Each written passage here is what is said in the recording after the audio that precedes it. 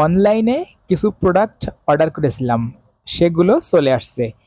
দুইটা জায়গায় রেখে যায় ডেলিভারি ম্যান, নয়তো আমাদের রুমের দরজার সামনে, আর না হয় নিচে আমাদের যে মেল বক্স আছে সেই মেল বক্সের উপরে রেখে যাই। সো আজকে দরজার সামনে রেখে গেছে। হাতে যেহেতু প্রোডাক্ট পেয়ে গেছি, সেহেতু খুলে তো দেখতেই হবে এর ভিতরে কি আছে। আসেন আপনাদের সঙ্গে নিয়ে আজকে খুলি। তিনটা পার্সেল আমার।